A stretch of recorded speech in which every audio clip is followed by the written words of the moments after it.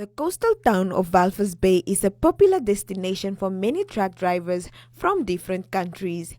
They, however, do not have a proper place to lodge while they are offloading and loading goods. The decision to establish a new temporary truck port was made in order to help curb the spread of COVID-19. The onset express our appreciation as an industry to the government for acknowledging and declaring the transport and logistics sector as essential services during the period of the lockdown. The pandemic, unfortunately, has had a negative impact, amongst others, on the timely movement and turnaround of trucks into and out of the port, and as a result, also delayed the movement of goods. Notably, the quarantine requirements, which entail that trucks specifically carrying goods across our borders are not able to move as fast as they normally would, and that is also having an impact on the overall supply chain. 80 containers have been placed as a wall to seal off the area from the public.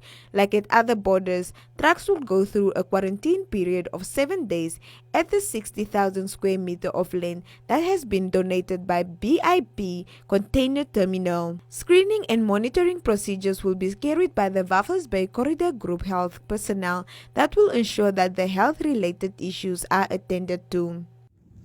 The reason for this facility are therefore self-explanatory.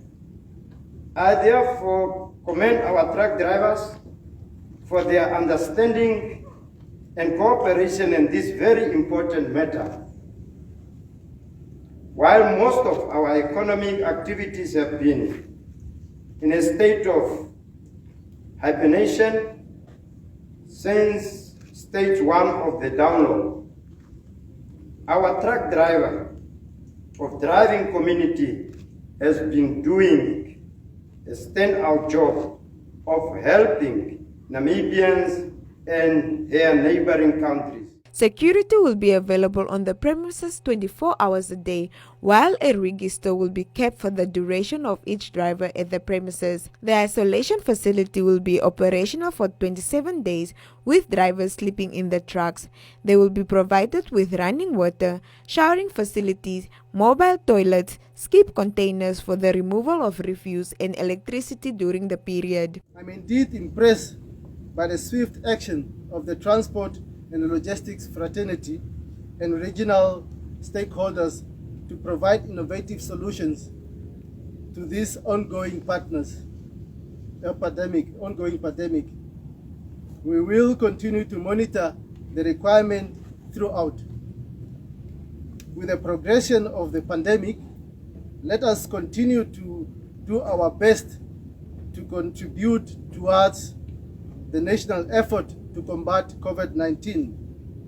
In conclusion, let us follow the examples set by Namport, who have distributed masks and gloves to all of us here, as per the measures announced by government.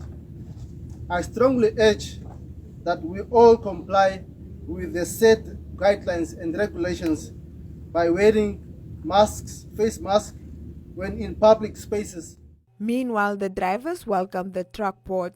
We are happy, though we haven't seen the place yet. Now, the thing is, do they have all the facilities that the driver needs? Secondly, we hate about that.